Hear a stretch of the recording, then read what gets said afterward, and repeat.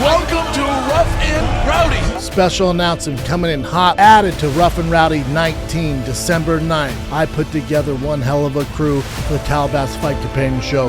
We will be watching it live with the boys. We're talking Theo Vaughn, Joey Diaz, Rampage Jackson, myself. He's dancing on it. Oh, this is a heavyweight fight. Oh, another big one. Oh, goodness. Sleepness. Oh, Wow. Oh, my God. Slams his opponent through. It's a human sex doll. Oh, Big Ray staggered him. This is Rough and Rowdy. Welcome, fellas. This is the craziest environment we've ever had for one of these. Oh, another big one. Oh. What else you want? Tune in. Quick Rampage Jackson. Ladies and gentlemen, Joey Diaz. Theo Vaughn.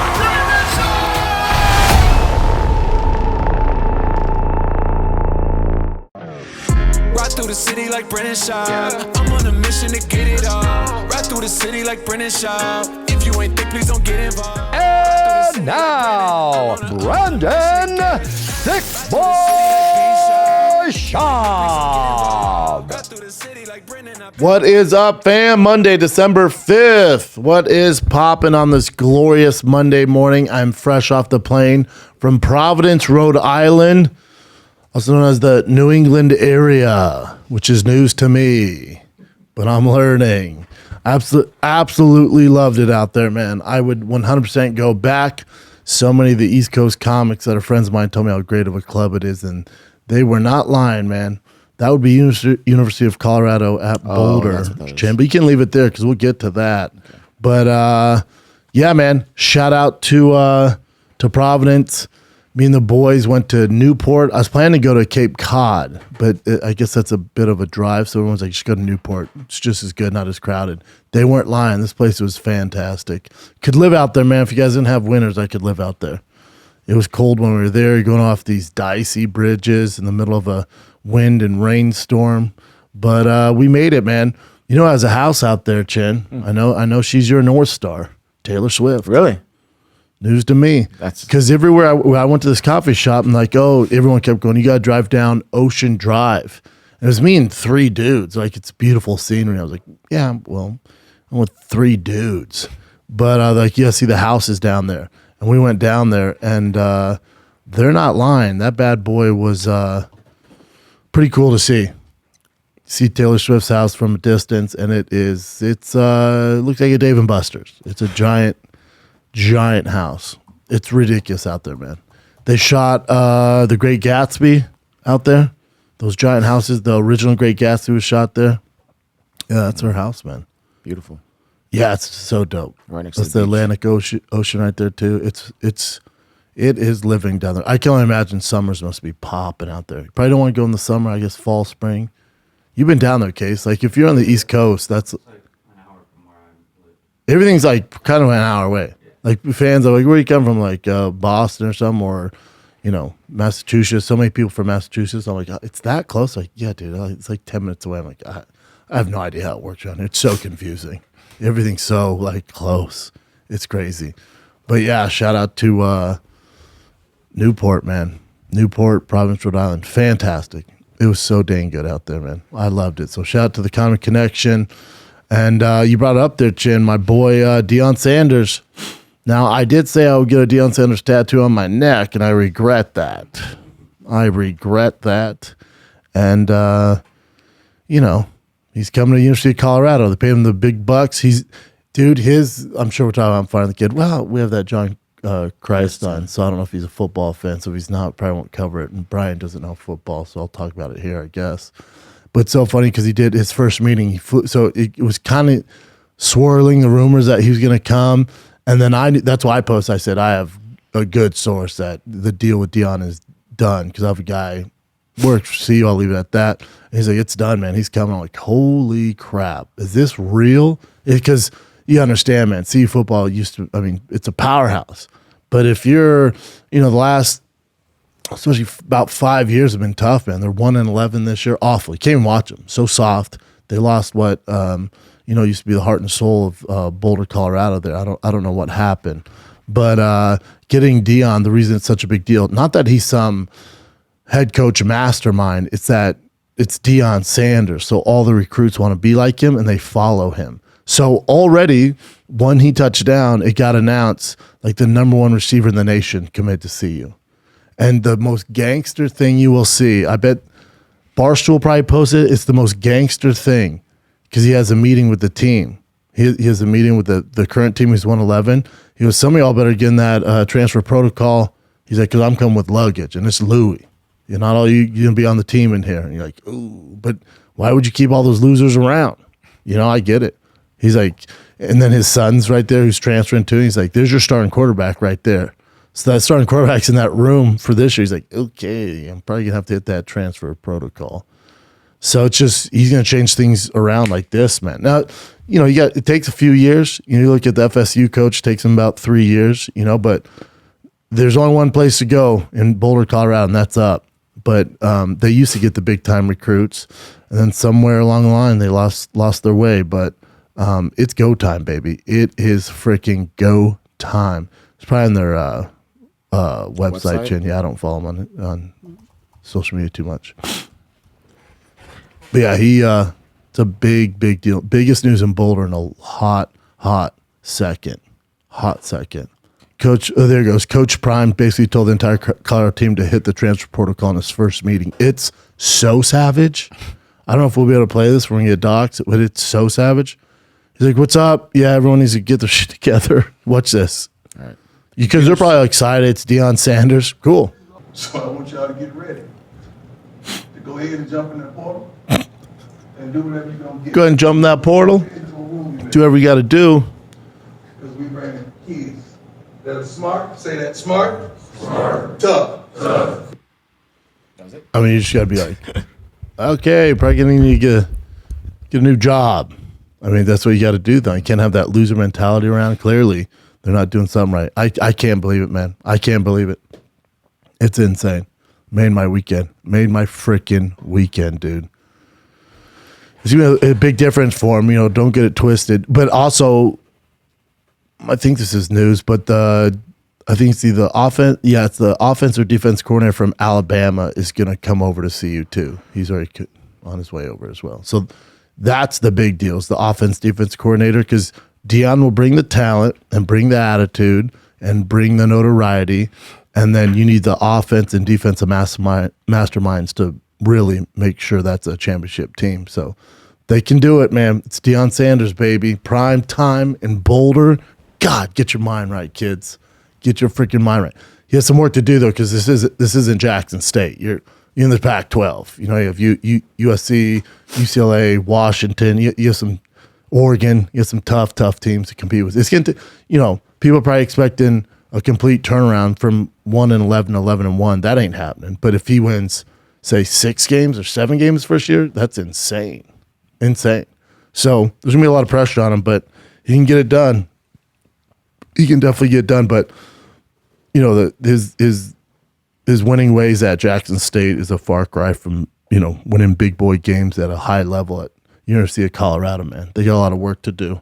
The conference, the teams he's playing are garbage. Let's just call it what it is. But he did completely turn that program around, so there's no reason. And everyone starts somewhere. You know what I'm saying?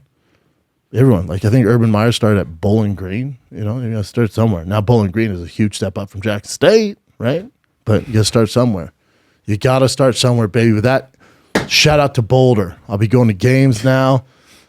I went to a game last year. They wanted me to talk to the team. I was like, who are they playing there at USC? I'm like, I'm going to sit this one out. I don't need another L on my record. I'm all set on that. Let's take a little break, kids, from me chatting your ears off about the fight game, because another epic night of fights is here. Yeah, I'm talking about UFC 282. And before that, on Friday, you have Barstool Sports, Rough and Rowdy. Yep, it's going down. Your boy partnered up with him. You're going to Calabasas Fight Command for Rough and Rowdy 19 this Friday at 5 p.m. Pacific on Thicccboy YouTube Live. I have Theo Vaughn, Donald, Cowboy Cerrone, Rampage Jackson, myself will all be chiming in on the chaos of Rough and Rowdy.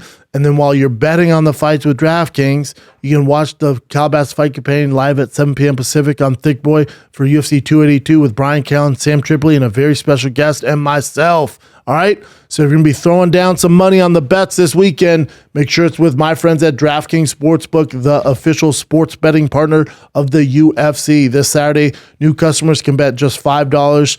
All right, pre-fight money line on any fighter to win and get $150 in free bets if they do. Check this out. Right now, everyone can earn up to 50% boost when you place a same-game parlay on the UFC 282. Listen, if you want to go with the dogs, you can take Till, you can take freaking Jan Blachowicz to get it done, and you can also take Robbie Lawler. That's a fun parlay. Big dogs, a lot of pay out there. Tough one to pull off. I'm just saying it's something you could do.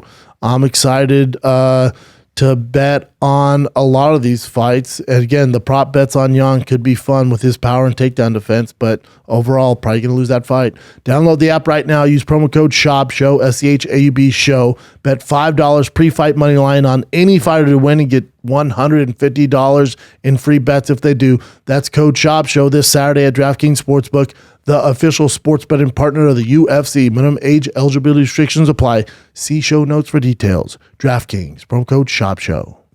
This episode of the Shop Show is brought to you by my boys at Manscaped. 'Tis the season for clean balls. La la la. Our friends at Manscaped are helping you clear your driveway for safe travels this holiday season. From stocking stuffers to white elephants, Manscaped's products are at the top of every dude's wish list or your grandma's mustache.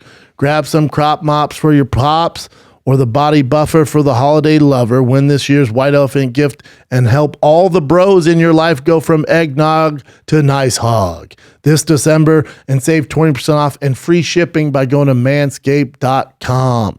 This gift is fantastic. Any dude in your life, maybe he's your man's, maybe it's your grandpa, your dad, stepdad, step aunt who has some hairy shoulders. This is going to help them out. They got to get the Platinum Package 4.0. And boy, is it loaded with so many goodies. All right? We got you. You get all sorts of great stuff. You get the Lawnmower 4.0. All right? Does your dad have nasty nose hairs? All right, we'll help him out. Get the Weed Whacker nose ear hair trimmer. The Shears 2.0 is their full kit for the nail care with scissors. Your dad has those big talons, those big raptor talons hanging off his feet. Not anymore. Snip, snip, snip. All right, there's the new Preserve Cologne that brings light, breezy, woodsy feel and gives that fresh tree scent. All right? And if you're still trying to get that body right, get the body buffer. We got you covered, man. Manscaped is here to make holiday shopping a blast by giving products that you know your guys are going to love in your life, right? And also making them laugh. Talk about their hogs on Christmas. They love that. Save 20% off and free shipping by going to manscaped.com/Schaub, SCHAUB. That's right. 20% off and free shipping by going to manscaped.com/Schaub. Manscaped, the perfect gift that will be the holidays' biggest hit. Manscaped. But let's get into the fights, man. Man, we have a big week. Yeah, touring is wrapped up for 2022. Your boy could use a little break from traveling. Your boy's put on some miles. That's why I have these nuts hanging off my eyes. Put on some miles. So Providence was the last tour date of the year. We'll have a Green Room Diary dropping in Providence. And then, yeah, chilling here, man. But when I say chilling, not chilling, but at least I'm not on a flight. At least I'm sleeping in my own bed, which makes all the difference in the world. No complaints. Best gig in the world. Just saying your boy needs a break from the road for a little bit. We pick up in January. Hopefully we have a big announcement coming in January. Probably coming up north to see my Canadian boys and gals, but you know what I'm saying. It's real cock fest for me. But as far as this week goes, we have some big guests on Firing the Kid. We have a big guest on Food Truck. We have a good guest on the Golden Hour.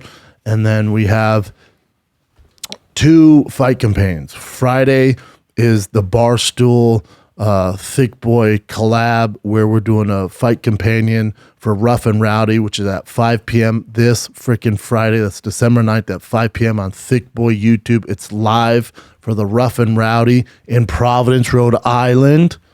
All right, coincidence? I don't think so. Okay.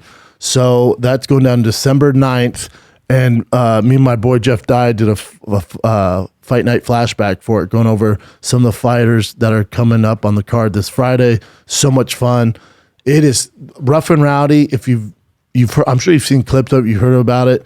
It is so damn entertaining. It's so fun. It's so fun. We watched some lady from West Virginia with no teeth beat up this hot girl wrestler. We watched some dude just in the crowd was like, I'll fight that guy. And turned out he was fighting the 6'9" dude. He was like some construction worker. There's this Trapzilla, is a form, or he probably is a current stripper. He's a male stripper, just beats the brakes off this young man, and his tenacity and pace is insane. Yeah, you have Pac-Man Jones fighting. It's just entertaining as hell. It's so much fun. So I put together one hell of a crew for the very first Barstool Sports, Rough and Rowdy, and Calabasas Fight Club Thicccboy collab. And we have a change in the lineup. And it breaks my heart to say this, but don't worry, I'm making it up to you guys. Joey Diaz cannot leave New Jersey. His book is dropping, and he messed up his schedule, so he can't come out to L.A. on that Friday and make it happen.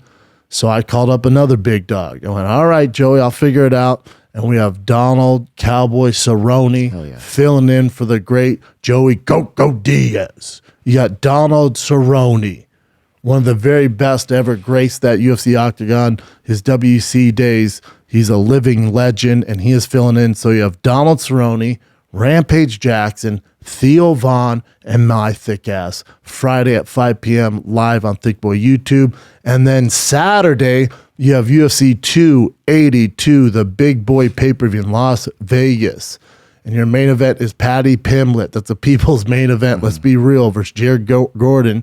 And then you have Jan Blachowicz and Magomed fighting for the light heavyweight title. You have Robbie Lawler, Santiago Ponzinibbio. You have Darren Till, Duplessis, tough fight for him. Bryce Mitchell, Topuria. You have Rosenstruck, Dukakis. You got it all popping, daddy. And for that fight companion on Saturday for UFC 282, I have the living legend himself, the Hot Tub Time Machine comic. Should have been canceled years ago, but he's not famous enough. But he's so goddamn funny and talented. You have Sam Tripoli. Awesome. You got Brian Callen. Yeah. And a very special guest I'm waiting to announce. I don't want to take the shine away from Barstool right now, but I'm going to drop a big name coming on that companion, and that's at 7 p.m. Pacific. So your boy, although I'm off the road, is a-working. So you have the Barstool Companion and Calabasas Fight Club for Rough and Rowdy going down Friday, December 9th at 5 p.m. You have the Calabasas Fight Companion with Brian Callen, Sam Tripoli, a very special guest, and my thick ass Saturday at 7 p.m. That's all on YouTube live. Thicccboy, get you some. I'm so excited, man. I can't wait. And Cerrone, man, me and that dude go way back. Such a great dude. Love Donald Cerrone. Love the Donald the Cerrone. Before we get into UFC 282 this weekend, that card is popping. I know the main event's off, and you guys are sad about it. I'm not. I'm excited for this. I'm actually more excited for Jan Magomed. And then also, I'm glad to see my boy Paddy Pimblet get bumped up to the co-main event. And we'll get to that. Before we do, you had some fights this weekend. Obviously, I won't say the biggest fight. The biggest fight is probably Tyson Fury, right? Tyson Fury got it done. Surprise! Tyson Fury's the best heavyweight to ever do it of all time. I'd love the debate. If you think you know your boxing, you want to debate the greatest heavyweights to ever do it, and you have Mike Tyson or Muhammad Ali or George Foreman or it's about all you could go there. I guess you could Klitschko if you want, his long reign, although it's so boring. Yeah, bring it on. I'm down to have that debate with anybody out there. But Tyson Fury got it done. 10th round TKO, looked phenomenal. I think he has to have surgery, so he's going to be out for a little bit, but he called out, of course, Joshua. By the time that fight happens, you're going to have a Manny Pacquiao, Floyd Mayweather situation. So he called out, then Usyk came in the ring. Mm-hmm. Yep. So Usyk's the only man on the planet who has the skills to beat Tyson Fury. If you're a Tyson Fury fan, that's the one fight that you should be worried about. There ain't another heavyweight in this world who's going to beat Tyson Fury. Usyk has the skill set to beat Tyson Fury. Usyk is a bad mama jamma. He can go toe-to-toe for him, technique-wise. He is a straight-up savage. the reason you'd probably lean on Fury level of difficulty of guys that he's beat, the power, and then also the size advantage. Tyson Fury is my favorite fighter in combat sports, period. Probably my top 2 favorite athletes in any sport, period. I absolutely adore Tyson Fury. That's the one fight I wouldn't bet my kids' college tuition on. Usyk is very, very scary and very, very sound technically, and also his mindset is insane. He's a scary, scary man. If you see his fights against Anthony Joshua, and Joshua's a bigger man, size was not a problem there. He bullies dudes. You see what he did in his amateur career in the Olympics? He's a fucking problem for anybody. Real problem. So if Tyson Fury is going to do that fight, he needs to do it soon before Father Time creeps up on him, because he's going to have to give his best performance. He can't show up like he did against Wilder in the first or second fight. He can't show up like he did in this last fight. He'd have to be a better version of Tyson Fury, which I think maybe Usyk can bring that out of him. But the main fights that he called out, Usyk is the one fight where you're like, oof. I'm curious what the odds would be on that. And if I wasn't such a Tyson Fury nut gobbler, I would probably put money on Usyk. But I'm biased, and you guys know this. We've watched this show long enough. Tyson Fury is minus 280. I like money.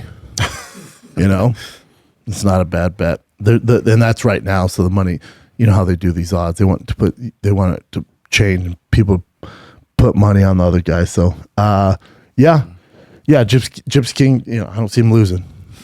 But it's not a bad bet if you like to make money. But so I would say that was the best fight of the weekend. But the most, if you're watching this show, you're probably not the biggest boxing fan. So you guys around the water cooler at work today, or if you're still at home zooming in, you're still probably near some water by the sink, and you're talking to yourself, or you're watching this and listening.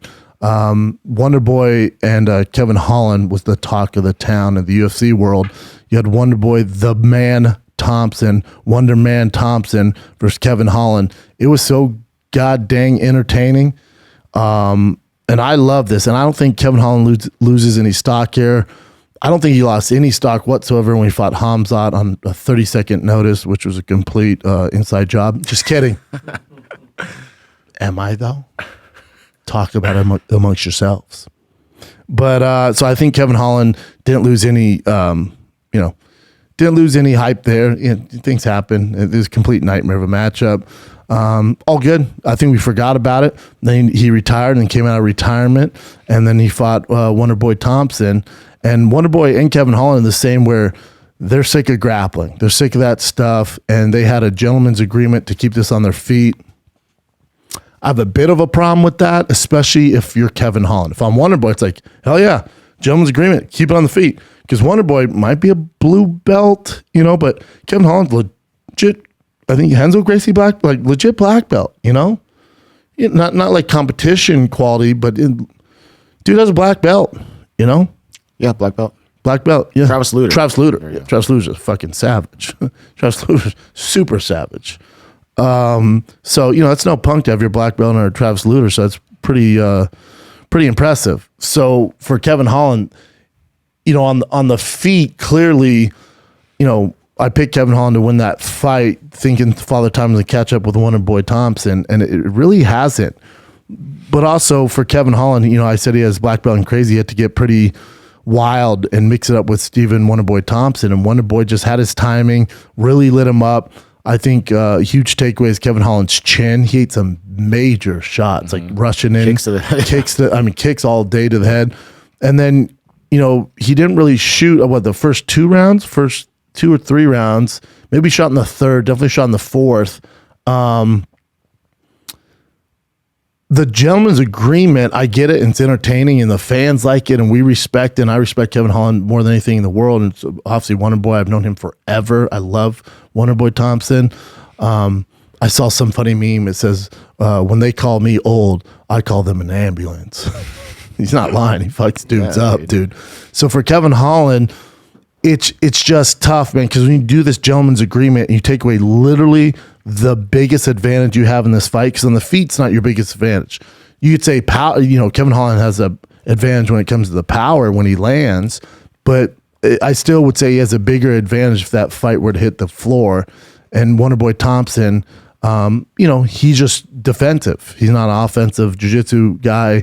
His defense isn't great down there from his guard, from half guard, from mount, from his back, stuff like that. He's okay, but if you're a black belt, you can drag him in those deep waters and it can get pretty dicey for a guy at a blue belt level. So Kevin Holland had a huge advantage there. And you do a gentleman's agreement coming off a loss, as much as we respect it, if I'm his coaches and team, I just say, hey, dude, forget this gentleman's agreement. Let's have Wonderboy thinking we're going to take him down. It's going to only open up the striking more, which is what you want to do. And also when you get him down, if the submission's there, go for it, man. We need wins. You need wins, especially in the welterweight division. You need wins because that gentleman's agreement doesn't pay your mortgage. That gentleman's agreement doesn't extend your contract in the UFC. The Dana Whites of the world and the Nick Maynards who do the matchmaking don't care about a gentleman's agreement. They care if the fight's exciting, but at the end of the day, do not get it twisted. They are not your friend. As much as Dana goes, I hope he's not retired. He's such an exciting fighter. But at the end of the day, and I've been in those meetings, it doesn't matter how exciting it was. If you lost, they will hold it against you at all costs when you go to renegotiate your contract. At all cost. It's the one thing they will fall back on. You'll be like, yeah, it's exciting. Like, we don't care. You didn't get a win. So it's a dicey road because obviously the fans and myself included, we respect the gentleman's agreement. And man, it's so much. That fight was so fun. Oh my God, that fight was fun. I mean, if Kevin Holland didn't break his hand, you're talking about fight of the year. Damn near. It was so goddamn exciting. And when Wonderboy knows he's not getting taken down, he's just teeing off, throwing shit you've never seen before. And there's pictures where his entire foot's just on Kevin Holland's face and shit. That was so fun. But fun doesn't pay your mortgage or your bills. So that's the only thing, we all respect him. I'm sure he's getting a lot of love online, but at the end of the day, it's very black and white. And you guys, especially the MMA fan base, 2 years from now, 3 years from now, a lot of you will forget this. Like, oh, that was a fun fight. Oh yeah, but he lost. So it's very black and white, wins and losses. So as much as I respect the gentleman's agreement, it's about winning fights at all costs, whatever that is. And his biggest advantage in that fight was to get him down and submit him. But you wanted to put on a show, and you're hoping the UFC will, reward you for putting on that performance. But it doesn't really work like that. They don't really reward off that stuff. Ask Chris Weidman when he cut 40 pounds in 2 days, and they told him they were going to take care of him against, I think it was Damian Maia. And you know what they did? Nothing. It just, there's nothing in the contract, and they'll use that to their defense to management changes, and that ain't happening anytime soon, especially before Kevin Holland retires. So you got to take care of yours. You really do, man. And again, we respect it, but at the end of the day, it's going to bite you in the ass. So I just want Kevin Holland to get a win. I did pick him to win. He broke his hand. You can't predict a hand break, and who knows what would have happened if he didn't break his hand. Yes, Wonderboy was teeing off on him, the speed of Wonderboy. Maybe I'm old school. You guys tell me. Everyone see the fight in here? And when I say you guys tell me, fans too. Do you remember when Pat Barry fought Crow Cop? Man, so much respect. Like he's like blasting in the face, then hugging and clapping and like slapping cheeks and shit. When Kevin Holland and Wonderboy would like do something cool and they're like, oh, that was cool, like high fiving, or when Kevin Holland's like, damn, you need to slow down. Like it's a great soundbite, and social media loves it. But I feel like when you do that, it's taking you out of that kind of that championship mentality. It's like taking you out of that, like to win at all cost. Like even if a guy was faster than me or to some of the champions, they would never give that up. I'm not giving that guy a fucking inch. Even if like Crow Cop was the strongest guy I ever fought, I never, years later, the strongest guy I ever fought, I never gave him that, ever. I don't give him an inch. So I feel like when you give that stuff up, when you do give up that stuff, and especially during the height in the mix of the fucking fight, I just feel like you're losing that kind of killer instinct, But Kevin Holland, who am I to critique him? He's a guy who's always been entertaining. He's entertainment first. You'd see his walkout. He's cool as a cucumber, great walkout, singing, and then he he's known for talking, inside that octagon. We love it. We absolutely love it. But when you don't win, it's tough, man. Winning takes care of every problem you have. Social media is not paying the bills. Social media doesn't, as much as people love that talking and, you making this gentleman's agreement. Yeah, man, this is fantastic. But at the end of the day, the UFC is going to hold it against you. Now, if the UFC was like that gentleman's agreement, man, you do that, we guarantee you give you the best 2 matchups next and you're only going to fight stand-up guys, then yeah, hell yeah, do that. They don't do that. They know you lost, man. Probably not main event next. He will see the repercussions from losing a fight, no matter what happens. If it was entertaining, if you broke your hand, they do not care at the end of the day. The circus moves the fuck on. You're stuck with a broken hand, recovering, and he's gonna have to have surgery. They said, So for Wonderboy, he looked phenomenal, and he said this. He goes, "See what happens when you give me strikers, like stand-up guys? Like how fun was this? If you guys like entertaining fights, keep giving me stand-up guys." He goes, "But really, the eye is on the prize to be the world champion. So if that's a possibility, then give me the next guy to get me closer to the belt. Otherwise, just give me these fun fights." Like Kevin Holland wasn't even ranked, I don't think. So he's like, "Keep giving me the fun fights. I don't care what the rank. Keep giving me fun fights. I'm with Wonderboy. Keep giving him the fun fights. He's going to light some people up. He'll go on a 4-fight win streak, then give him a guy who's in the top 3, and he wins that, and then he's getting a title shot. Who don't like Wonderboy? Yeah, you look at the list there. Wonderboy 6. Yeah, they didn't have him. They didn't have him ranked up there, huh?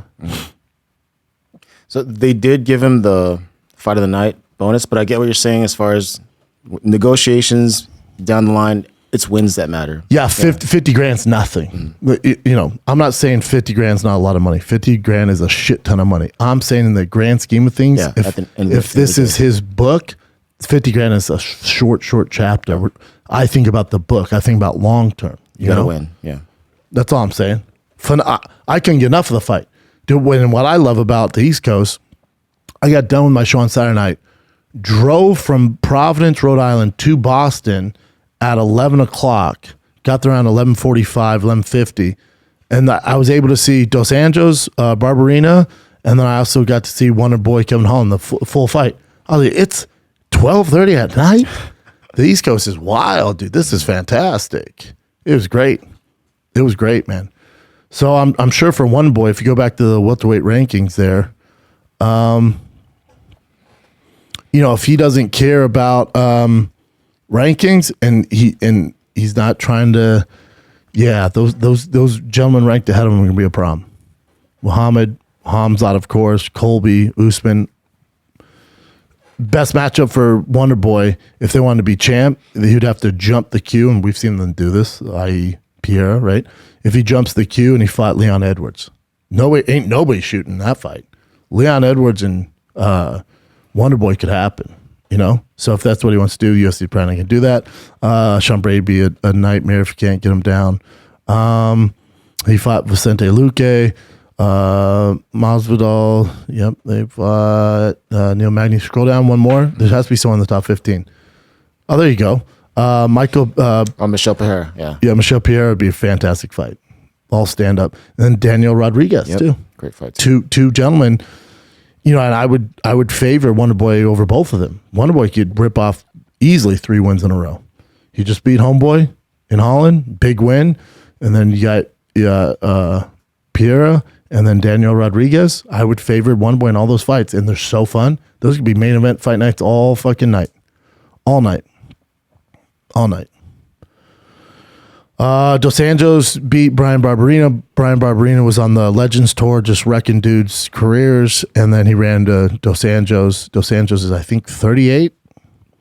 One of my favorite people on the planet, was the only Brazilian who was nice to me when I was getting ready to fight Nogueira. I always talk about that. I will never forget as long as I live. Yeah, you're right. So he's 38. I can't believe he's doing it 38. He has the most octagon time out of any fighter in the UFC, which is insane. And he called out Conor McGregor. Mm-hmm. I actually liked the fight. When what everyone calls out Conor. To me, this makes the most sense for Conor. I know Conor wants to fight Makhachev and stuff like that. It's not happening. But this makes the most sense because at 170, Conor ain't making 55 for quite some time. So at 170, he doesn't have to cut all that weight. He's a big boy right now. You know, Rogan alluded to it. Yep. It was like, It's true. you melt the fucking cup if you piss in USADA cup, you know, so whatever you want, draw your conclusions there. So yeah, he's probably on a similar stack to, you know, Liver King, whatever.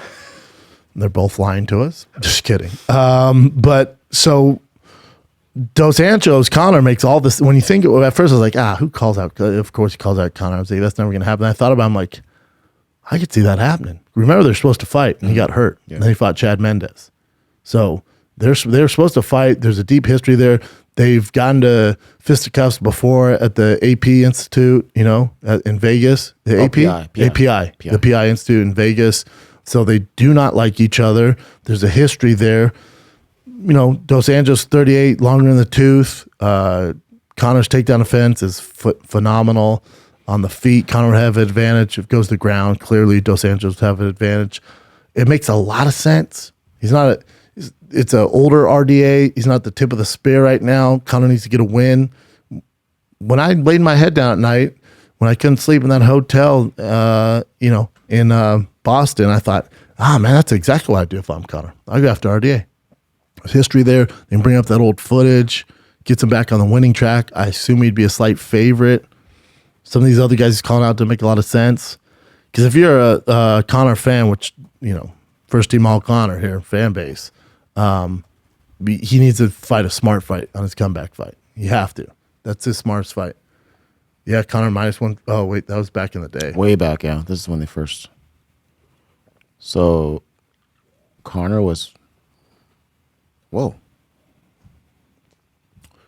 Conor was +115 back then? At the time, you got to remember that's a older Dos Anjos. Now, it just makes a lot of sense. I dig it. And this one from Oddshark is +120 for RDA. No, see, that's February 23rd, that's 2016. Old. It's super old, yeah. Yeah, the old one, yeah. I would assume now, the odds on that'd be tough because Conor hadn't fought for a while. RDA's been doing it, just beat Barberena. You know, he probably Dos Anjos probably still a slight favorite, probably a -120. You know, and then probably the MVP, my boy Alistair, who bets on all the fights, and his brother. I guess you can't bet in Providence. There's no online betting there. They like banned it for whatever reason, like DraftKings or whatever. So he had his brother. He told his brother to put $20 on a parlay. And his brother put like 200 on it. He's like, "Holy shit! If I win this parlay, I win like 40 G's." Like, who'd you bet on? And he had Kyle Dawkins over Eric Anders, which I told him I didn't like at the time. I think he had Tai Tuivasa and Kevin Holland. So, you know, he lost all his money. Yeah. But the MVP of the night, I would say, is Sergei Pavlovich. Dude, he was a freaking He's a problem. jackhand. Now, remember, his first fight in the UFC ever was against Alistair Overeem, and he lost that fight. How good is Alistair Overeem? B, how good is Sergei? He's gone on to do work. So Alistair knocked him out in China, his first fight ever, tough fight. And then he's gone on to do some work, man. Listen, he beat Derek Lewis, knockout artist, in 55 seconds. And then he beat Tai Tuivasa, who beat Derek Lewis, again, knockout artist, was one fight away from fighting for a title. Derek Lewis fought for a title, right? He beat Derek Lewis and Tai Tuivasa all under a minute. You got a new real threat on your hands. I'd probably say Cyril Gane's next for him. Tough fight for that Russian gentleman. Tough fight. Again, another fucking Russian, dude. They're taking over. They're taking over. I told you guys. They're taking over. But yeah, that would be your that'd be your MVP of the night. Sergei Pavlovich is a problem. He's gonna get a big fight. How can he not? One more and then he get a title shot. If you're at heavyweight to win 5 in a row, and you beat Derek Lewis and Tai Tuivasa, they have him ranked 5th. Probably fight a Cyril Gane or Stipe because he beat Tai, so he'll jump up to 4, right? Curtis Blades doesn't have a fight. Yeah, it depends what they want to do. I think Cyril Gane's the best. And all this is predicated off John Jones and then getting a deal done with Francis. Because if that gets done, you have Francis, John Jones. You do, man. Yeah, it's going to get dicey because Curtis Blades needs to fight. Stipe needs to fight. Cyril Gane and then Sergei Pavlovich needs a fight. And Tom Aspinall online on Instagram back training. So he'll come back soon too. Tell you what, John does his thing, right? Gets a big win. Tom gets healthy. Tom could be a problem for John. That's a fun one. There's so many fun fights for John. The heavyweight division is kind of popping right now. I'm not mad at it. Now, a word from our sponsor at BetterHelp. I've been a BetterHelp user for quite some time now, man. Unfortunately, life doesn't come with a user manual. So it's not working out for you. It's normal if you feel a little stuck. Navigating any of life's challenges can make you feel unsure. Whether it's a career change, a new relationship, you're becoming a parent. That's a lot to take on, man. Therapists are trained to help you figure out the cause of challenging emotions and learn productive coping skills. They're basically they're coaches for you, man, to figure life out. And BetterHelp has connected over 3 million people with licensed therapists. It's convenient and it's accessible anywhere. And again, it's 100% online. Whether or not you've been in therapy, all right, you need to try it out because there's no reason not to. You don't have to drive. You don't have to be self-conscious about it. You can do it anytime you want. They link you up with a therapist and you get going, all right? As the world's largest therapy service, BetterHelp has matched 3 million people with professional, licensed, vetted therapists available 100% online. Plus, it's affordable, much cheaper than in-person therapy. Just fill out a brief questionnaire to match with a perfect therapist. If things aren't clicking, you can easily switch a new therapist. All good. It couldn't be any simpler. No waiting rooms, no traffic, no endless searching for the right therapist. Try it out, man. You don't know till you try it. Don't be scared. Learn more and save 10% off your first month at betterhelp.com/Schaub, SCHAUB. That's betterhelp, HELP.com/Schaub. This episode of the Schaub Show is also brought to you by My Fave. Good to see him up here. My Fave, listen, if you're a regular viewer of this show, you've been to any of my comedy shows on the road, which we just got done with our last date, you'll see me on stage. You'll see me in the green room. You'll see me around your city. You'll see me on podcasts. You'll see me all over your city using Rogue Nicotine. I use their pouches every single day. I use them on my podcast, at the gym, while I'm driving. I mean, everywhere. My favorite flavor is the apple. I like the lemon. I like mango. The berry's cool to switch it up. I love all their flavors. The peppermint, they got it all, man. All right, you can get in all sorts of flavors like wintergreen, peppermint, mango, citrus. They got it all. Rogue also makes other great products like gum, tablets, lozenges. I love that I can take it anywhere I want. Take it on the plane, take it to comedy clubs. There's no restrictions. Rogue is my go-to source for nicotine when I'm riding, performing, whatever I'm doing. You see me with Rogue Nicotine, and I love it. That's why I asked them to be part of this program. That's why I reached out to them. I was like, hey, I use your product more than anything I use in my life. Please jump on board. They went, say less, all right? If you want to try pouches like your boy here, or the gums or tablets, however you want to get your nicotine, go to roguenicotine.com. Use the code ROGUE20 for 20% off your order. Again, that's ROGUE20 for 20% off your order. Underage sale is prohibited. Warning, this product contains nicotine. Nicotine is an addictive chemical. For more information, visit roguenicotine.com. ROGUE20 for 20% off your order. That's ROGUE20 for 20% off your order. The best nicotine on the planet. Last read, kids. I promise. Got to keep these street lights on, baby. Someone gets to pay for my Rogue Nicotine. And this episode of the Schaub Show is also brought to you by my favorite supplements on the planet. You don't have to worry about getting in trouble if you're using Onnit supplements. Nope. They're the best supplements, the safest supplements on planet Earth. They got it all. Alpha Brain, New Mood, Total Gut Health. They have krill oil, joint oil, shroom tech.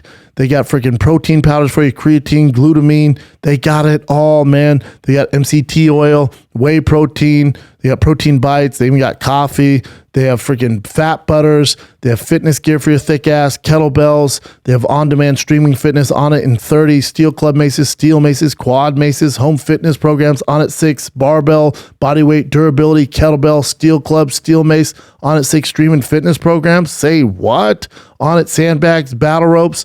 They have the best nootropic on the planet, over 1 million bottles sold. We're talking about Alpha Brain. That's right. You've heard my friend Joe Rogan talk about it. You've heard anybody who's into nootropics, they talk about Alpha Brain. You can try it out. It's your guaranteed to work or your money back. If you don't like it, they refund your money. You don't have to send the product back. Go ahead and keep it. but that's how sure Onnit is of their nootropics. It's the best, man. All right? So you can save 10% off Alpha Brain or any product I just mentioned by going to onnit.com/Schaub, SCHAUB. That's onnit.com/Schaub. And you save 10% off Alpha Brain, or you can pick up Alpha Brain at Walmart or help your boy out. Use the promo code Schaub, onnit.com/Schaub. 10% off all the workout gear, kettlebells, steel club maces, protein bars, Alpha Brain, everything. Best supplements on planet Earth, onnit.com/Schaub. Now let's get back to the frickin' program. All right, let's get into the big fight card this Saturday, UFC 282. You have the Calabas fight companion with Brian Callen, Sam Tripoli, and myself going down at 7 p.m. Pacific live on Thicccboy YouTube. I love the card from top to bottom, from the early prelims on ESPN Plus or UFC Fight Pass to the prelims on ESPN 2 or ESPN Plus where I watch them, and then the pay-per-view. Definitely worth the money from top to bottom. It's a great freaking card. My boy Edmund Shabazian's doing the damn thing. You have Rosenstruck, Dawkins. You know, he's probably a little sad his brother lost. And then the main card kicks off, and every single main card has a chance to. I mean, it's going to be tough to get a bonus on this fight card. It's fantastic. Bryce Mitchell, Topuria. Somebody's O has got to go. You have Bryce Flat Earth Mitchell versus Topuria. You know, one's 12-0, one's 15-0. Topuria, although some would say he is a better striker than Bryce Mitchell, he also fancies himself a grappler as well. Because if you look at his record as of late, right? So KO. But before a lot of this, he got to start. He's a submission guy. He's more of a jiu-jitsu guy than a knockout artist, even though, you know, he's been knocking fools out lately, as of late. But if you go to Bryce Mitchell's record, Chin, don't get it twisted. It's not like Bryce Mitchell's like a Ben Askren situation where his striking's like horrible, because he was piecing up Edson Barboza. If you guys remember back in that fight, he was piecing up Edson Barboza. He did his thing against Andre Fili. You know, Charles Rosa's no punk. He's fought some pretty tough strikers and figures a way to get the job done. So I'm taking the flat earther himself, Bryce Mitchell. And that's a fight he's going to win, because he wouldn't win in a flat earth debate against Mr. Joe Rogan. That would not go well for him. But I'm so intrigued by that fight. And then this next fight, I'm so curious what's going to go down here. You have Darren Till, who hasn't fought since 2019. He's had some injuries, right? He's had to pull out some fights. He's had some, he has some issues outside the octagon. And the gentleman that he's fighting, they're not doing Darren Till any favors here at all. So Darren Till was supposed to fight. He's supposed to fight Homeboy, the straight grappler. Was it Jack Hermanson or no? Yeah, Hermanson, who lost. Which again would have been a tough fight, but you know, the hardcores, you guys know this. The jump Duplessis that he's fighting is a tougher fight. This is not an easy fight for Darren Till in any facet, especially what he's been going through. He's changed camps. I think he's back in Thailand training. If you remember when Darren Till was coming up through the ranks, he was training a lot in Thailand, kind of doing his own thing. Then we got to the UFC, got with these super camps. He's gotten away from that. He was always, he's kind of the P. Diddy of the fight game, where he's always in Hamzat's videos, all up in the videos, So now he's doing his own thing, because I think he realized what it's going to take to get a win. The problem is he's fighting an absolute monster. Duplessis is an absolute monster. His time in Poland, he was a KSW champion. He was an EFC champion. This guy is no punk. I'm rooting for Darren Till. Because if Darren Till loses this one, I don't know where he goes. Right? This is like he has to win this fight. He has to win this fight. He's lost 4 out of his last 5, but he's also lost to the best of the best, right? He's lost to Woodley. That was a tough one on him. That was too much too soon. He did beat Wonderboy. He beat Cerrone, right? Then he beat Kelvin Gastelum via split decision. I actually thought Kelvin won that fight. That was him returning to middleweight. He lost to Robert Whittaker, and then he lost to Derek Brunson. So, he's losing to the best of the best. Duplessis is right up there, man, and he's been waiting for a big fight to get into the rankings. This would do it.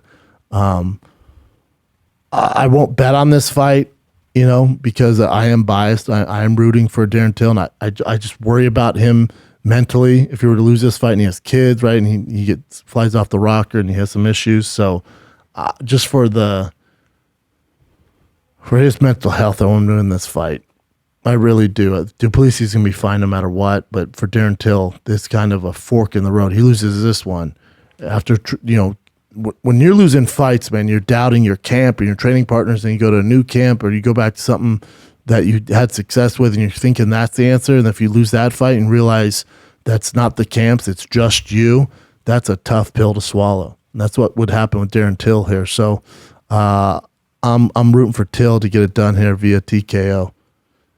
Would not bet on this fight because my head says Duplessis, but my heart's going with Darren Till. I'll take Darren Till via the win, but that's going to be a tough one. Very, very tough fight for him.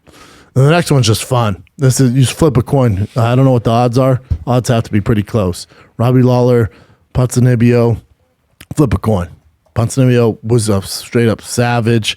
And then, oh, wow, Jesus Christ. When I say flip a coin, that coin is very heavy. That's kind of crazy, though. It's kind minus of -410. yeah. That is, how dare you, That's DraftKings? How dare you? This has Fight Night written all over it. Probably not going to decision. That's weird to bet on Ponzinibbio like that at a minus -410. I know Robbie Lawler's fallen on hard times. Go to his record, Chin. Mm-hmm. Robbie Lawler's fallen on some hard times. Still Robbie Lawler, you son of a bitch. And his last week, he lost to Barberena.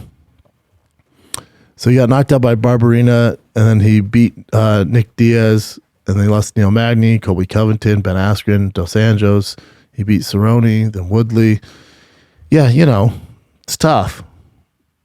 The Askren thing was kind of weird too, though. Remember? Yes. Yeah, we didn't know if he was really out. So Yep. yeah. Yep. Yeah, it's a tough night in the office for him. He's lost a bunch. He's lost 1, 2, 3, 4, 5, 6. He's lost 5 out of 6. He's lost 6 out of his last 8. He's lost 7 out of his last 9. You go to Ponzinibbio. Ponzinibbio, it's just when Darren Till's not active, it's hard to bet on him. Ponzinibbio's not active, hard to bet on him.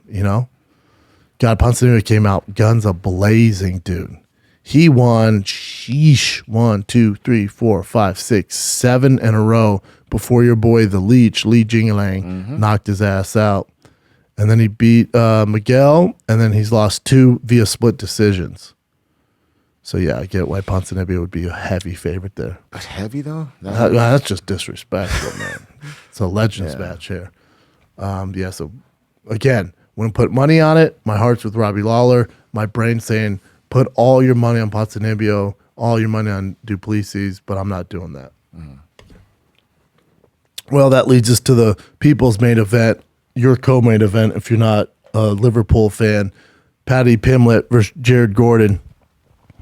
Not an easy fight for our boy Paddy in any capacity, but it's a perfect fight for him where he's at in his career.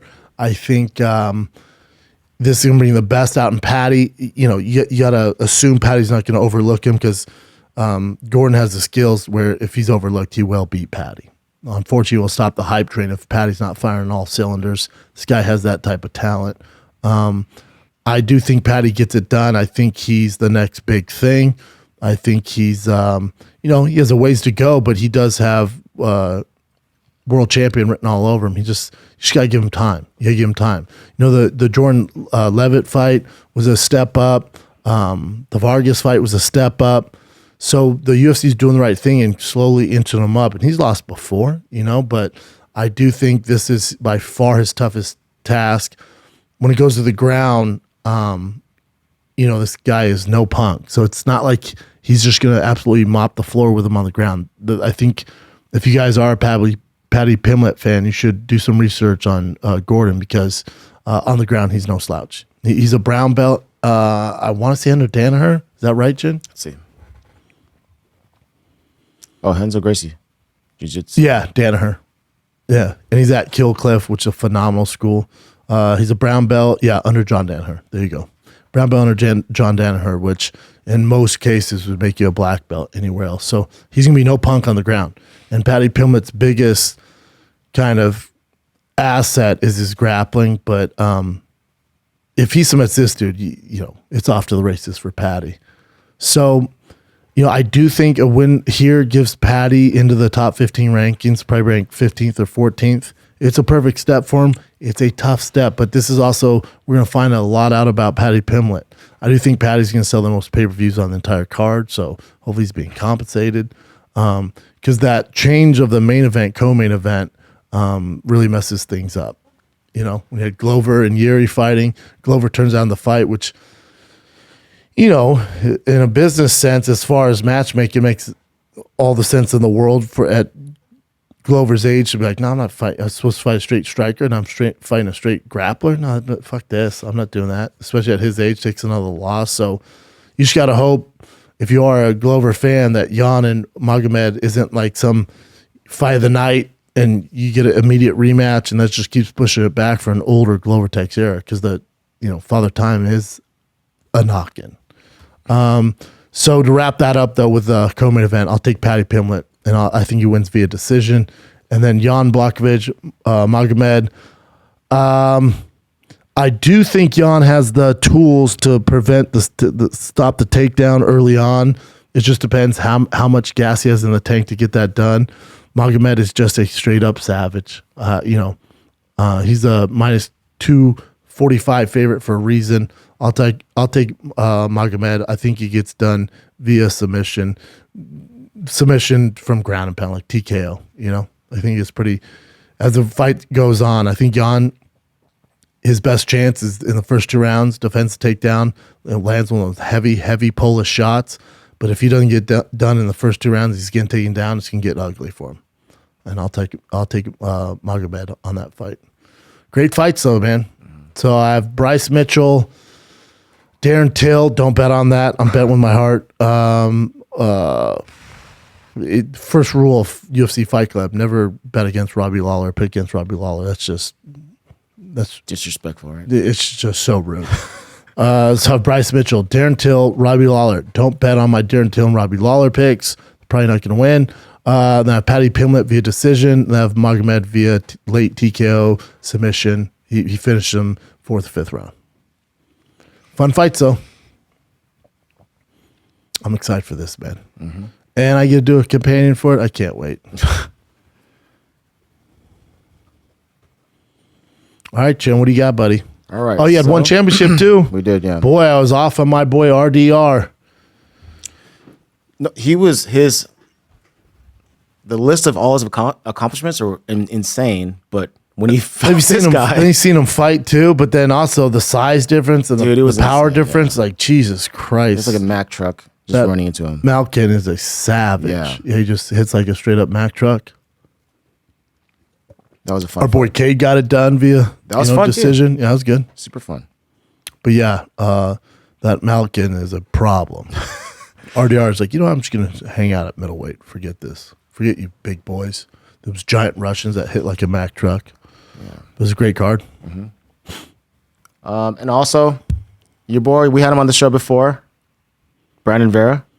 Oh, yeah. Yeah, he fought over the weekend as well on one championship, and he lost to Amir Ali Akbari, which we heard about before, but so he retired.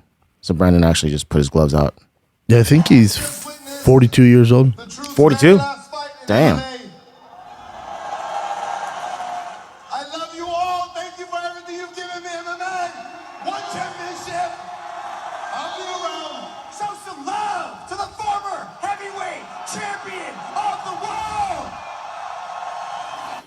What a great career. Yeah. He was an instrument because he was the guy who burst on the scene. And remember, I forget who he beat. He beat that Silva dude at light heavyweight, I think. And then he was like, I'm going to be the light heavyweight champion, the heavyweight champion of the world. And then he got in a dispute contractually, and then got a little dicey for him. Yeah. And John Jones pretty much ruined that. Yeah, he's us 3 in a row. TKOs too. That's not fun. But he was doing the damn thing. And then his last UFC against Ben Rothwell, tough one, trust me. Rothwell tested positive for high testosterone, even though then he fought Shogun, lost that TKO. My boy Elliot Marshall beat him. Thiago Silva, that's who I'm thinking of. Oh, that guy. Silva falsified his urine sample. Okay. Yeah, then he had the John Jones, the Randy Couture. And then keep going down. Which fight was it when he got on the mic? It was against Frank Mir. That's what happened. So he gets on the mic after being Frank Mir in 2006 at UFC 65. One 282 people. 2006. Not including fight nights. So he gets on. He's starching dudes. So he submits Silva, Asurio Silva. He beat the shit out of Justin Ellers, Fabio Scherner, Mike Whitehead, who's a savage. So he's beating the shit out of all these guys. He's the WC heavyweight champion. And so he beats Asurio Silva for a guillotine choke. I'll never forget that. And then he fights Frank Mir in Sacramento. And remember, the TKO knees are savage. He gets on the mic, goes, "I'm be lightweight, heavyweight champion." UFC said, "Cool." And then he took damn near an entire year off, and they gave him Tim Sylvia. He loses Tim Sylvia. Okay, cool. Now here's Fabricio Verdum. He loses Verdum. Yeah. And then he gets the light heavyweight. And then at light heavyweight, it got dicey too because he lost to Keith Jardine, and then he beat Christoph. But then they go, okay, cool story. Here's Randy Couture and John Jones. You know? Yeah. And Thiago still at the time was a straight savage. He's a scary back to heavyweight, man. Yeah. Overall, yeah. Inside and outside. Brand Vera had a great career, man. Yeah, he became a champion. So yeah, that's awesome. Nicest dude ever too. Unfortunately, he was in Singapore for a hot second. He's like, I haven't had American. He flew to. He was on his way to I think Hawaii or some shit with his family. Stopped to do a food truck back when it was Showtime. Mm-hmm. For whatever reason, I'm not trying to, not political here. The food truck was called the Woke Food Truck. And he's like, I'm so excited. It was like burgers. He's like, I'm so excited. I haven't had American food in so long. It's my first American meal. Can't wait. And it was the worst food truck we've ever had. I was like, oh my God, I am so sorry, dude. He's like, no, it's good. I'm like, it's not though. You just haven't had good food in a while. I'm so sorry. His burgers? His burgers called the Woke Food Truck. How hard is it to do burgers wrong? That's crazy. All right. Well, we've had some bad ones. With Tim Ken, we had the steamed burger years ago. Oh, okay. Steamed. Tim was like, why are you steaming? What are you doing? You're taking all the flavor, man. He goes, yeah, that's what makes us different. He's like, it's okay to make just a good burger. You don't got to be different. It's just a terrible fucking steam burger, just dry. But the majority that I tried, they were awesome. So, dude, 9 out of 10 food trucks are phenomenal. Mm-hmm. It's very rare we get a bad one. Yeah. All right, so since we're on the topic of one, this just got announced. Oh, one championship makes its U.S. on-ground debut. So the one championship on Amazon have all been, during hot times for America. Even though it's in Singapore or wherever they're doing it at, it's all been live during prime time American timing. But now they're actually coming to the United States with their first headlining show to Denver, Colorado. Or it's to Colorado. Oh, wherever Colorado. First Bank Center is, I don't know where that's at. Do you know? First Bank is Broomfield. That's where I had my first fight. Well, there you go. Yep. That's in Broomfield, Colorado. So one makes its U.S. on-ground debut on May 5th at the First Bank Center in Colorado. Headlines by DJ Demetrius Johnson and Marias 3. Yeah, trilogy. Wow. That's freaking cool, man. Yep. Good for him. How big was that Marias guy? You saw him in person, Mark. He's freaking jacked. He's huge. Just looking on when he's fighting Demetrius. Oh, dude, when they did the square off, you're like, what the fuck? Yeah. It's massive, dude. Talented bastard. Talented bastard. I know I say bastard, but you know what I'm saying. I thought this was really cool. I'm not sure if we can show this, but I'll just play the audio. So this is Kevin Holland talking about Wonderboy. Yeah, he's fast, okay? You gotta be first, and you're winning your shots. He's gonna beat you with the straighter punches there. Gotta beat that foot, Kevin. That old ass fast. Yeah, he's like, that old ass motherfucker fast. Yeah. Which is so true. When you watch the fight, it was so you're like, holy cool, shit, dude. Yeah. His coach was like, yeah, he's fast, man. You gotta throw straight down the center. It's not working for us. All right, we talked about this already.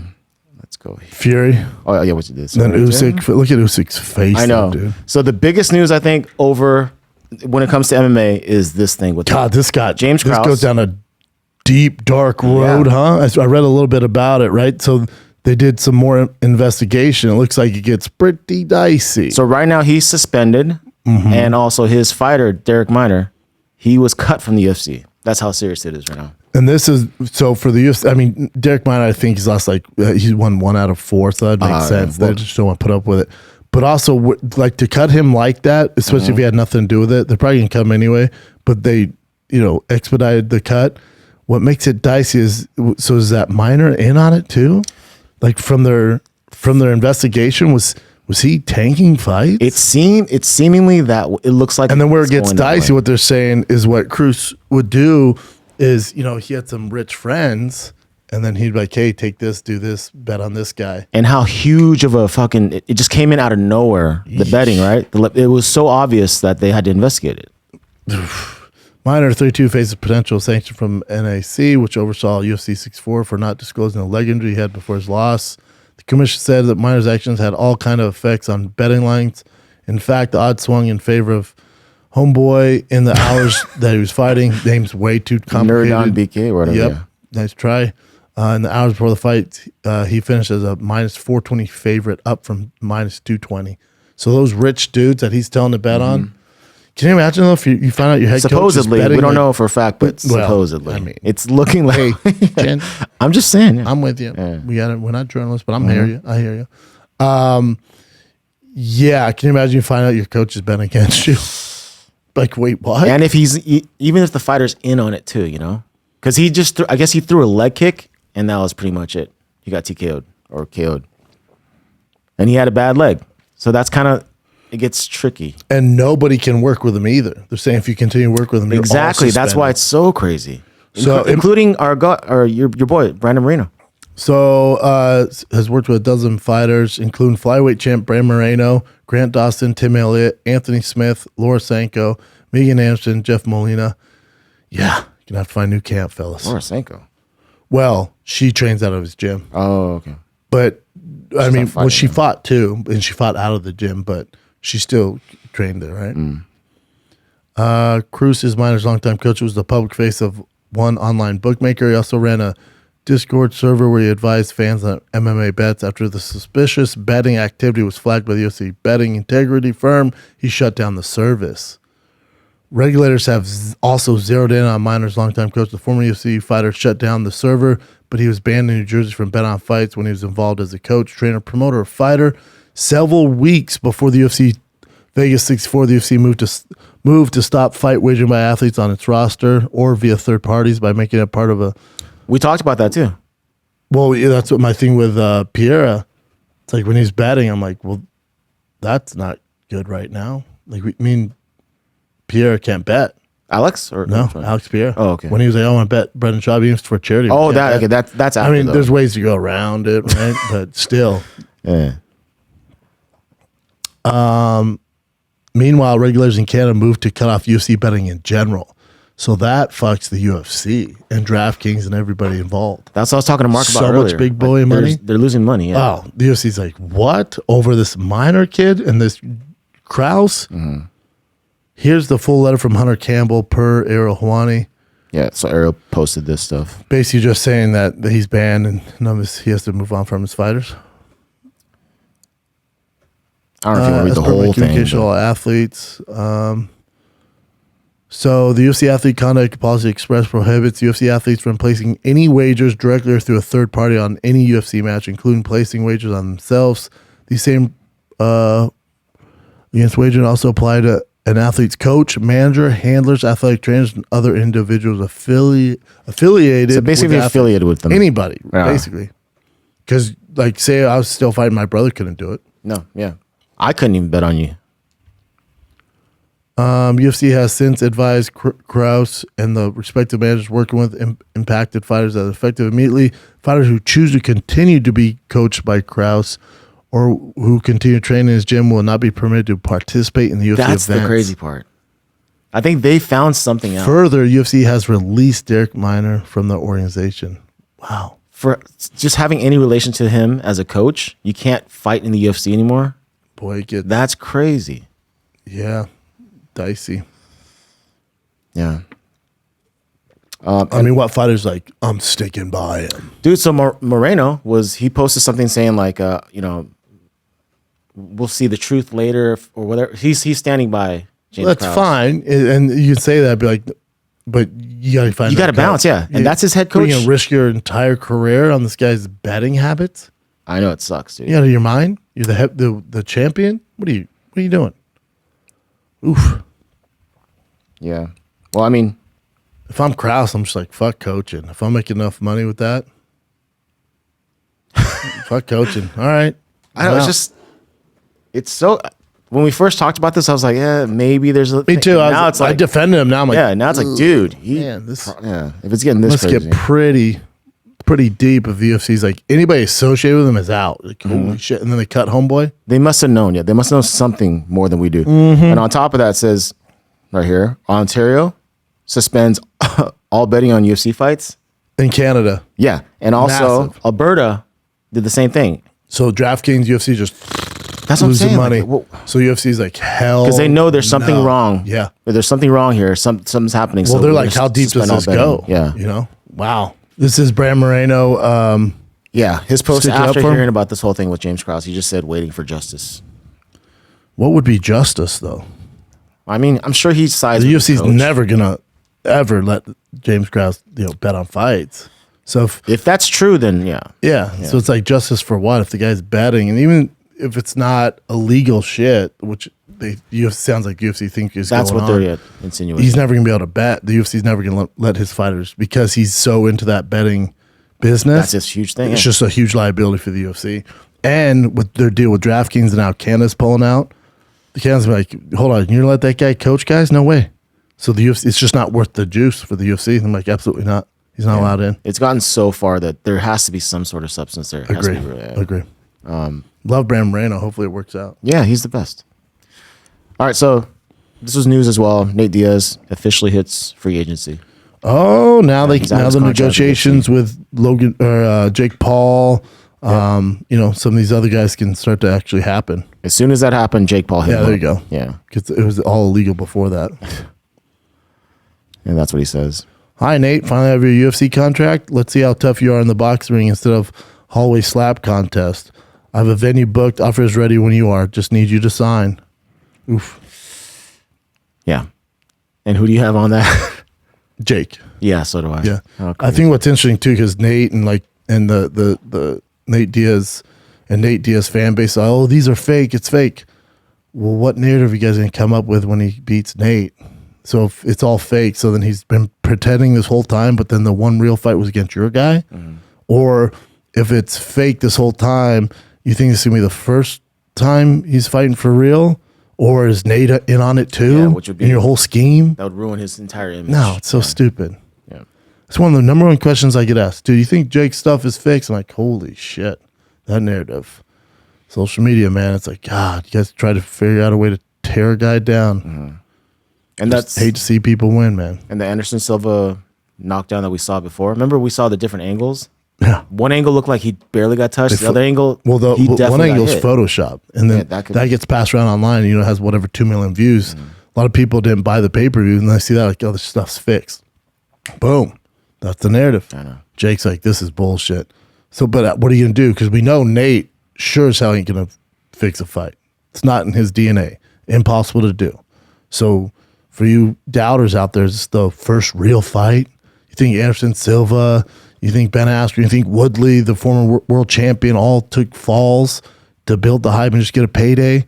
Or do you think in some weird world, Jake Paul trains his ass off and actually connected on the punches? Do you think in some weird world, Ben Askren, freaking Anderson Silva, Woodley, who are actual fighters and Hall of Famers, do you think they realize if they were to beat Jake Paul, there's actually more money in it for them? Because they'd get a rematch, or they'd fight his brother, or they could do whatever the hell they want to do. Do you think it's short-sighted to think these legends would take a fall in a fixed fight, you fucking dummies? Yes. Yep. That's a tough fight for Nate. It just is what it is. It's insane to say. After what we've seen. And before the Anderson fight, when he was calling out Nate, I'm like, I don't know if you want that. We called out Bisping. I'm like, dude, that ain't what you want, man. I'll just see him against Anderson. I'm like, okay, Yeah. let's do it. All right, so this one, so it turns out that Charles Oliveira was offered a rematch with Makhachev. But Interesting. But he says, according to his manager, said due to emotional stress, he turned it down. He just needs a break. Yeah, he needs a break. Yeah, he's been grinding hard. He's been fighting the UFC since he was 13. He just needs to get his shit together, and a break's fine. So I talked it over to Charles. He's not injured, but there's emotional stress. It's way beyond physical. Charles is the only fighter that has faced all the top 5 guys within a year. Champs normally hide. They want to fight once a year. That's not Charles, but Rio is way too close now. We prefer to give Charles a well-deserved vacation. I love it. I agree. Yeah. He's not going anywhere. Break well-earned. Indeed. Also, tough fight for him. Yeah. Right? It's like he got pretty it's not like it was back and forth. It was Yeah, like, oh my God. handled. That's down. what got me on the Makhachev train. I'm like, okay, real deal. You guys are right. I'm in. Yep, all of us. So this is so it's still not official UFC wise, but Aljamain Sterling is confirming that he is fighting Henry. And Ali, he said it earlier. Yeah, yeah, he was like, it's done. And I just, we had Aljamain just here on Food Trade. We went watch one of my favorite ones, and he got some great kicks from my boys at Suplex. But I was talking to Aljamain off air, and I was just like, the fight is Sugar. Like, that's the biggest possible fight you can get. You want to get him now because Sugar being placed in the top 2, I think he's number 1 right now. That Jan fight was close. So there's a good chance somebody could knock him down. You want to get him while he's at his all-time height. Beat him. It looks great on your resume before somebody else gets to him. I'm not saying somebody else is going to beat Sugar, but if they are, you want to be that guy. You don't want to wait till it's diminished and then the smoke isn't all over Sugar when you fight him. You want to get to him now. So, and that's what it sounded like he was going to do, and that was his game plan. With Cejudo, Cejudo was probably favored to win the fights against Sugar, especially and against Aljamain. It's a tough fight for Aljo. But I would ask this. I'm not saying I'm going to fight Henry. We're targeting March. I will say, Ali, brother, it's done, but still not done until there's ink on the paper. It's done, but still kind of not done. But this is the fight that's going to happen next. Weird. It's done, but still not done till the ink's on the paper. But it's done, but still kind of not done. It's like, it's done. Contractually, it's not done, but so the UFC is probably like, hey, you guys want to fight in March? Aljo says yes. Cejudo says yes. They go, all right, we'll put the contract together. They're just waiting for the contract. This fight is going to happen. Obviously, you guys saw the face-off with myself and Cejudo. I have no problem fighting Henry. Never ducked anybody in my life. The UFC gives me the toughest competition. I always step at the plate. I always win, except for that one time when I got sent to Neptune against Marlon Moraes. For that most part, I typically win. He's right. Yeah. I'm rooting for Aljo on that. To me, it's short-sighted from the UFC because Cejudo's going to come in, fight for the belt, and then he's retired, right? And he's kind of moved on. He's a phenomenal coach. He's still heavy in social media, so he stays relevant. But so he takes the belt from Aljo, and then what? Maybe then Sugar? He fight Sugar. Yeah, Sugar just gonna wait it out. Sugar needs to just wait for a title shot. Yeah, we'll see. But then does he beat Aljo and then beat Sugar and then just retire again? And then the belt's just then we get Aljo and Sugar down the road, but we've both seen him lose to this guy. Yeah, it's weird. No. Question: how's Henry Cejudo beat Aljo? Wrestling, right? Striking would be tough. Striking would be tough. Yeah. So yeah, jiu-jitsu wise, Aljo's probably better. Aljo's wrestling's not as good, but Aljo's no fucking joke. Yeah, I see Aljo win that fight. All right, Tough so fight. we talked about this last week. Michael Chandler saying he wants to do the BMF belt with Jorge Masvidal, and Masvidal says essentially that he doesn't want to fight Chandler because Chandler's a quitter. And remember his fight with Chandler's fight with Will Brooks? This is in Bellator. In Bellator, years ago, he got rocked, and he was like this. God so damn, that's what Masvidal's. Yeah, Masvidal doing a throwback Thursday. I know. God, we're talking about UFC. You talking about Bellator? We talking about Bellator. We talking about Bellator. I'm talking about UFC. So he goes, BMF my ass. That's the first rule of being BMF. You can't be a quitter. You might lose, but you can't give up on yourself. You can't quit. The conversation for BMF belt. No, it ain't happening. Come on, Chael. I know you don't have a good perception of the world, but that's not happening. That's a bummer. And he did reference that whole Will Brooks fight. Back in the day? Jesus Christ. It was a weird fight, for sure. Yeah. I mean, the guy in the UFC's must-see TV. We're talking about right now. Mm-hmm. We're not talking about who the baddest motherfucker was 8 years ago. Yeah, everyone changes too and evolves. So what do you think as far as the opening odds for John Jones and Ngannou? I'm going to ruin it. I saw it. Ngannou's favored, right? Yeah, he is favored. This is the one I saw. I'll put 10 G's on John Jones. So as of now, minus 150. And that's why they do this. See, they got me. They want the lines to change. They want you to put up money. Mm-hmm. Yeah, so minus 150 for Ngannou, plus 130 for Johns. Damn, he's a healthy favorite over Blades at minus 260. Weird. Which is crazy too, yeah. Weird. Interesting. Yeah, I saw Johns was underdog, and I'm like, oh, wow. That's just because the odds makers have no clue what type of savage they're dealing with. Mm-hmm. Easy to make money there. But I also bet on USC over Utah, so don't listen to me. All right, this is sort of in the MMA world, but so the oligarch who sponsored Khabib back in the day, yeah, he's now sentenced to 19 years in maximum security prison because he was embezzling state funds and he was part of an organized criminal group. Oligarch's gonna oligarch, baby. Yeah, but oligarch's gonna oligarch. So his name's Magomedov. There's no way. There's not a way. It's Ziyavudin. Mm-hmm. Ziyavudin. Magomedov, 54, was sentenced to 19 years in maximum security prison after being found guilty on charges of embezzling state funds and organizing a criminal group. The ruling, which was announced Thursday, found that Magomedov and his brother had embezzled a total of 11 billion rubles, which is 180 million buckaroos from the state through land, real estate, and other deals. But he was apparently Magomedov was also fined 2.5 million rubles, $41,000, and was stripped of state awards. The oligarch was once one of the richest men in Russia with an estimated net worth of $1.2 billion at the time of his arrest in 2018. Who arrested him? Russia? It has to be Russia. Right? No. Russia, they're oligarchs. They own the prisons. And plus he's connected to Khabib. Wait, scroll down. Mm-hmm. Magomedov, who reportedly showed interest in purchasing the portion of the UFC in 2016, financially supported several fighters, including Khabib. He even paid for the former champ's Baxter in 2017, which was done in Germany.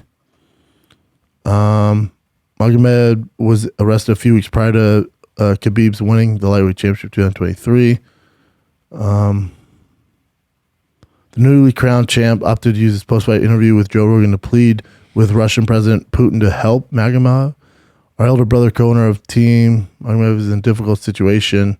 He's very helpful to me and other athletes in Russia, and I have his problems, but I want him to know that we, all athletes, are praying for him. We have this situation become resolved. See, the thing awkward for Khabib, it's like he doesn't know him as this, evil mastermind, embezzler, mob guy. He knows him as this oligarch who's a billionaire who paid for his back surgery. He's a nice guy, So I'm sure Khabib's getting some heat there. It's like, my take on the Liver King, which people had issues with. You got to realize, you guys know Liver King based off whatever, the internet, stuff like that. I'm not on there like you guys. I don't have the background and knew when Liver King walked into the building that all of his previous interviews and the shows he's going on to. I knew of him, but I literally did my research 30 minutes before he walked in the door. I was like, this guy sounds interesting. I was like, I wonder if it's a gimmick. I wonder if it's going to be a tool when he comes in. I knew nothing really about him. I knew Mark talked about him. Brian would allude to him. Some people sent me videos of him, eating liver and balls and doing all this stuff. And I was like, okay, cool. I guess we'll have him on. This should be interesting. Then I meet him. He's a great guy. I only know him. I have no other interaction. I don't give a fuck about social media and YouTube and Facebook and all that stuff. That stuff isn't real. I know Liver King the minute he walked in the studio. I looked him in the eyes, shook his hand with no cameras around. I know that Liver King. Great guy, great dad, which I respect more than anything in the world. So when I defend a guy, people are like, oh, but he said this, and he made fun of people who were on PDs. Like, oh, that ain't good. That's hard to defend, right? It's like, that's fucked up. He probably shouldn't have done that. His apology, not great. He should have been more from the heart. But I think his team around him don't realize the way maybe he comes off a little bit, So, again, fucked up, made a mistake, apologize. We don't need this weird thing on suicide and all that stuff because that's going away from it. Like, I do think his overall message is healthy and inspires people to get in shape, which is I'm all about. I also, you got to realize my background is I grew up around PEDs and some people that blow your mind if I said their name and ruin their career who are on PEDs. I just assume everybody's on them at that level, especially in that field. I assume we all knew he was on it. Yeah, but he's lying. Yeah, I know. So is everybody that's ever sold supplements or have been on TV or looks like that. I assume they're on shit. That's not fair. Not everybody's on stuff. No, you're right. The majority are, though. So to me, when it came out, I was like, how's this even news? Of course he's on shit. Oh, because he lied. And then what I didn't know before I defend him on fighting the kid is he's gone hard at people that have taken PEDs and steroids. He's like made fun of them and stuff like that. Really? Yeah. Okay. Yeah. Brian sent me this whole thing. He's like, man, maybe we should edit that part. I'm like, no. At the time, I didn't have the information. That's how I feel about the Liver King. I've talked to him since. He's a good guy. I love that about you. Now that you trust me, I'm not worried about taking heat. But yeah, you don't want to edit shit out. That's your opinion. Yeah. At the time, that's the information you had. Even with knowing all the facts now and seeing some of his previous interviews and stuff like that, guy fucked up. Yeah, guy fucked up for sure. You gotta be a moron to think that guy was on anything. Or that's what I'm thinking too. Like, if you're brokenhearted that the Liver King's on shit, your favorite actor, your favorite athlete, probably on shit too. They just don't get asked those questions. But I think for Liver King got out of hand and he went about the wrong way. He needs to take ownership in that. I'm like, yeah, I fucked up. I'm on shit at my age. I have to be, and I have to look. I felt the pressure to look a certain way. Otherwise, you guys ain't gonna buy my shit. But it doesn't mean his products or his message is bad or fake or snake oil. You know what I'm saying? Mm-hmm. Like, he's actually a good person who did a terrible thing and lied. But I will not dogpile on people that make mistakes. And when we live in this cancel culture where society now, the cool thing is to shit on everybody, take somebody down if they're successful. I will not take part in that in any capacity.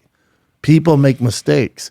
Because when you do that, when you make a mistake, you're going to wish somebody granted you the freaking leash to come back and apologize and give it another go.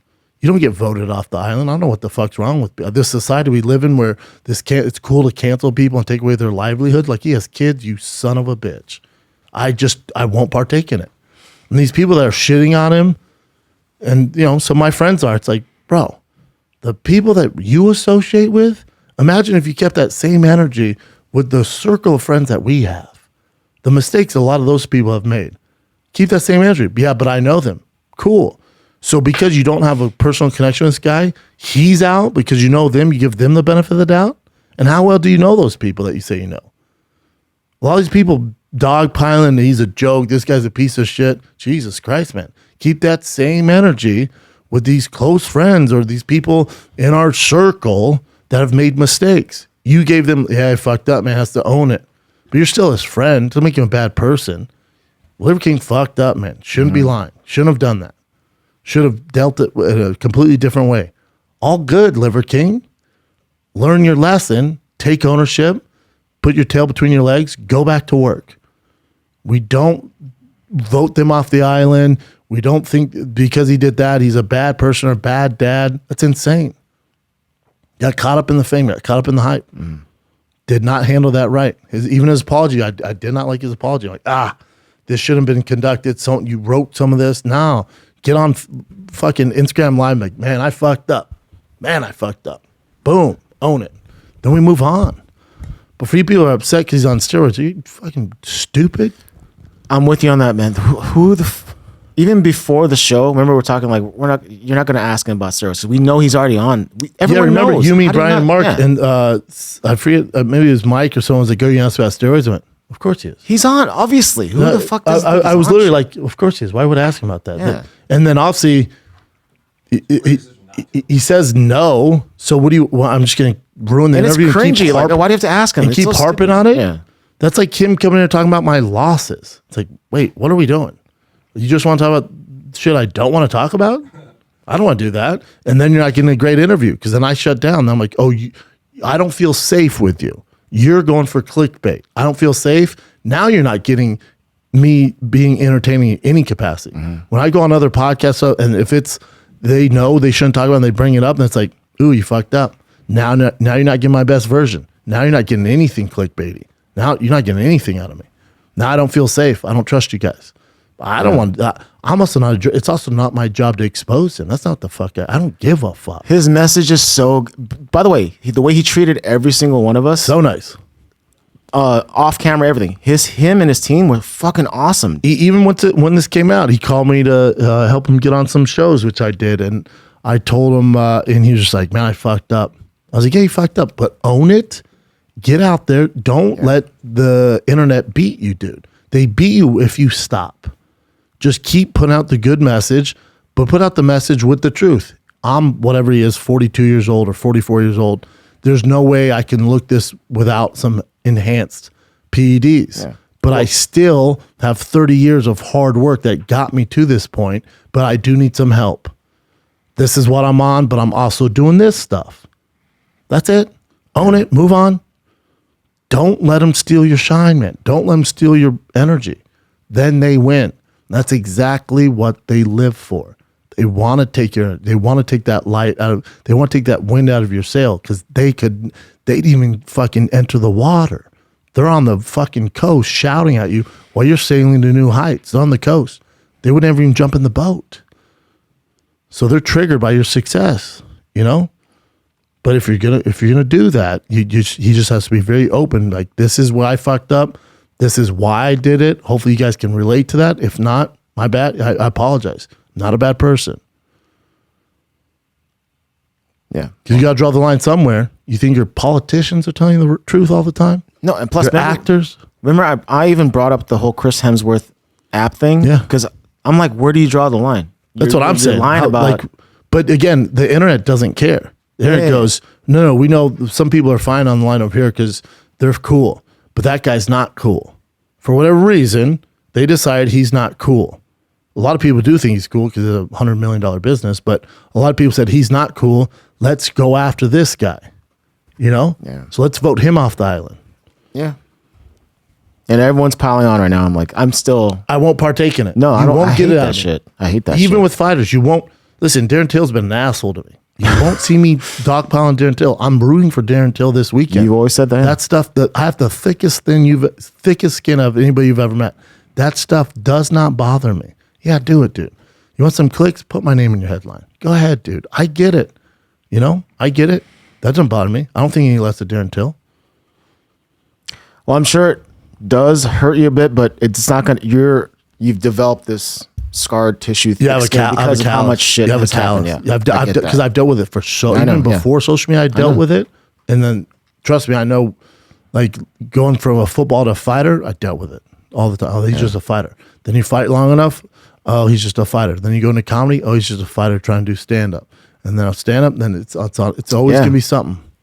You just can't let them take the wind out of your sail. You can't, because they're on the land. They're not even in the race.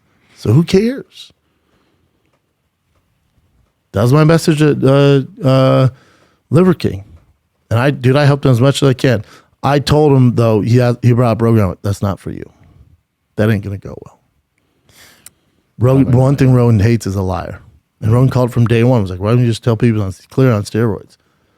And Rogan with Derek from Plates More Dates was like, dude, he's jacked. I'm not, this isn't any shade on Liver King. You know, I'm a big fan. He's not that jacked. He's not that big. Like his mass to me wasn't. He's a smaller dude. He's not. Like, I've seen way more jacked guys at Zoo Culture, at the Olympia. Like I wouldn't look at him like, God, that guy's a fucking freak of nature. Nah, an older dude in shape who eats fucking cow dick or whatever it is. You know, like I didn't look at him like, oh, this guy's a physical freak. No, I thought he was smaller than I thought. I thought he was gonna be jacked. He's definitely smaller. Yeah. I thought he'd be like crazy jacked because that's your thing. But I was like, hey, he's in shape. Smells like hummus. I mean, all I know is when he was here, he was so cool to all of us. That's my memory of him. My thing to him, and his great message too. I connected him and Schultz. I said, Schultz, he needs a big platform.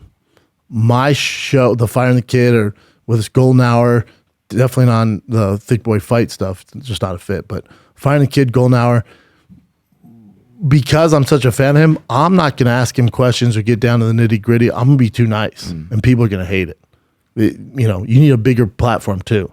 So I said, I think you should do Schultz's show, because Schultz, he's not in that lane, but Schultz is a smart dude, and he'll do the research, and he'll take care of him, but he'll also give him what he needs. He'll give him that tough love. But also with other dudes in the room, with Akash and the boys, they'll have fun with it, and it come off good. So I connect them Schultz. And I just connect them, then my hands are off. Schultz said, I'm in. Liver King said, I'm in. Then hopefully it gets done. Yeah. Schultz is perfect for that.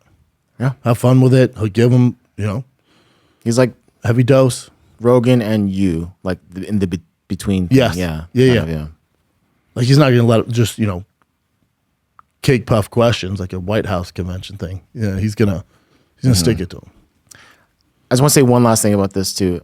I thought about this. People, there's like arguments, like even More Plates, More Dates. Derek was saying like, well, he's purposely made himself this way to sell products or whatever. Yeah.